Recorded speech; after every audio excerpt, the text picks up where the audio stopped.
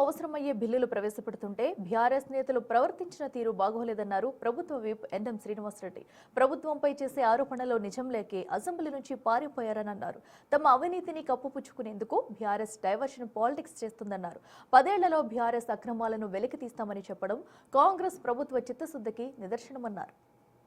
సమాజం పట్ల, మనుషుల పట్ల వాళ్ళకున్న తృణీకరణ భావం అనేది బీఆర్ఎస్ పార్టీ శాసనసభ్యులు ప్రపంచం ముందు ఎలుగెత్తి చాటిండ్రు.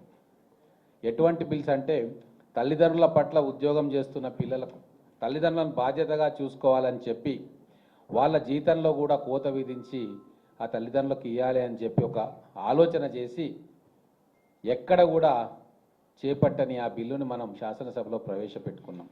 విద్వేషపూరితమైన ప్రసంగం మరియు ద్వేషపూరితమైన నేరాల బిల్లును కూడా మనం పెట్టుకున్నాం. చాలా చర్చ జరపచ్చు దీని మీద.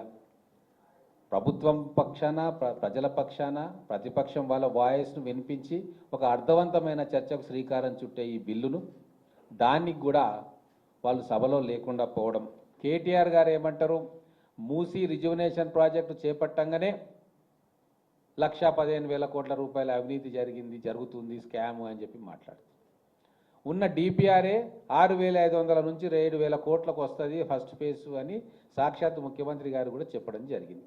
మరి అటువంటప్పుడు సభలో ఆ పద్దుల మీద చర్చ జరుగుతున్నప్పుడు బడ్జెట్లో మూసీ రివర్ ఫ్రంట్ కోసం మనం బడ్జెట్ కేటాయిస్తున్నప్పుడు ఖచ్చితంగా వచ్చి మాట్లాడాల్సిన బాధ్యత కేటీఆర్ గారి మీద ఉంటుంది కదా. మరి మీరు చేసిన ఆరోపణ నిజమని మీ మనస్సాక్షికి అనిపించినా దాని మీద చర్చ జరగాలి. ఆ సభలోకి వచ్చి ఆ చర్చ జరగడానికి చర్చకు అవకాశమే మీరు లేకుండా పోయింది చేసుకున్నారు.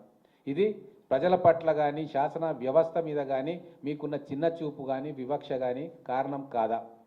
మీరు సభ జరుపుతున్నప్పుడు కూడా ప్రతిపక్ష సభ్యుల గొంతులను నొక్కేసారు. అట్లా జరగొద్దు అని చెప్పి ఆ వివక్షకు గురైన వ్యక్తులు ఈరోజు సభను నడుపుతూ ఉన్నారు. శ్రీధర్ బాబు గారు కావచ్చు, అలాగే బట్టి విక్రమార్క గారు కావచ్చు. మరి వారు మాకు జరిగిన అవమానం, అన్యాయం జరగొద్దు, వీళ్ళని వ్యక్తులుగా మేము చూస్తలేము, ప్రతిపక్ష సభ్యులుగా ఈ డెమోక్రటిక్ సెటప్లో ఒక భాగంగా చూస్తాము.